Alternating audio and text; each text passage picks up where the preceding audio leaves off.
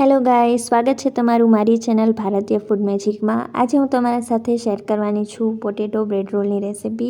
અને આ રોલ ટેસ્ટમાં ખૂબ જ ટેસ્ટી લાગે છે, તો એની પ્રોસેસ જોઈ લઈએ। સૌથી પહેલાં મેં 3 મીડિયમ સાઇઝના બટેકા લીધા છે, એને બાફી અને મેં મેશ કરી લીધા છે।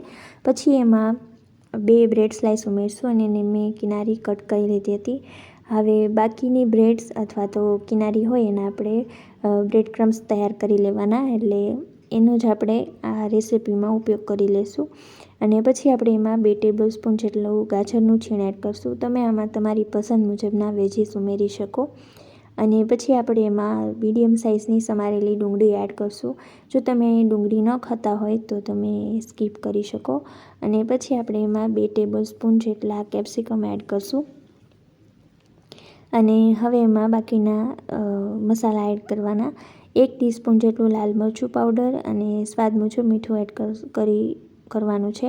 અને જો તમે લાલ મરચું તમારા ટેસ્ટ મુજબ એડજસ્ટ કરી શકો। પછી એમાં 1/2 ટીસ્પૂન સફેદ મરીનો પાવડર એડ કરશું। સફેદ મરી ન હોય તો તમે કાળા મરી પણ લઈ શકો। અને પછી એમાં 1/2 ટીસ્પૂન જેટલો ગરમ મસાલો અને 1/2 ટીસ્પૂન આમચૂર પાવડર ઉમેરવાનો। અને આદુ મરચાં અને લસણની પેસ્ટ ઉમેરવાની છે, એ 1 ટીસ્પૂન જેટલી છે। જો તમે લસણ પણ ન ખાતા હોય તો આદુ અને મરચાંની પેસ્ટ ઉમેરવાની। અને પછી એમાં સમારેલી કોથમરી એડ કરશું। અને પછી બધી જ વસ્તુને એકદમ સરસ રીતે મિક્સ કરી લેવાની, જેથી મસાલા અને બટેકા છે એમાં સરસ ફ્લેવર આવી જાય। અને તમે જોઈ શકો છો કે એકદમ સરસ રીતે મિક્સ થઈ ગયું છે।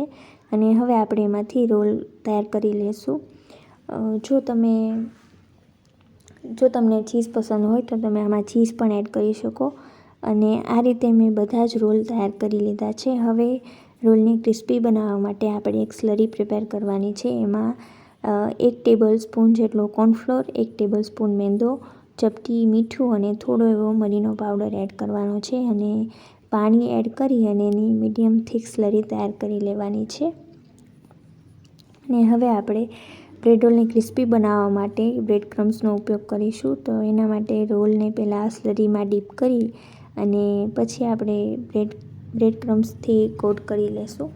જો તમારે વધારે ક્રિસ્પી જોતા હોય તો તમે એક પ્રોસેસ વધારે વાર રિપીટ કરજો। અને હવે આપણે એને સરસ ગોલ્ડન બ્રાઉન થાય એવા ફ્રાય કરી લેશું।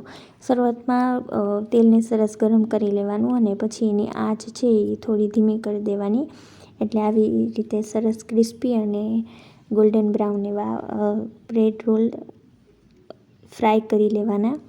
અને આ રીતે જ હું બીજી બેચ પણ તૈયાર કરી લઉં છું।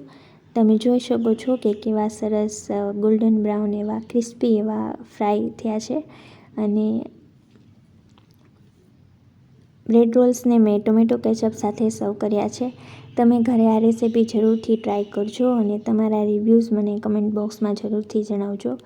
અને મેં બ્રેડ દહીંવડાની રેસિપી પણ મારી ચેનલ પર બતાવી છે, તો તમે એ રેસિપી પણ જોઈ લેજો અને એના રિવ્યૂઝ પણ મને જણાવજો। અને જો હજી તમે મારી ચેનલને સબસ્ક્રાઈબ ન કરી હોય તો જરૂરથી કરી લેજો। Thank you so much for watching.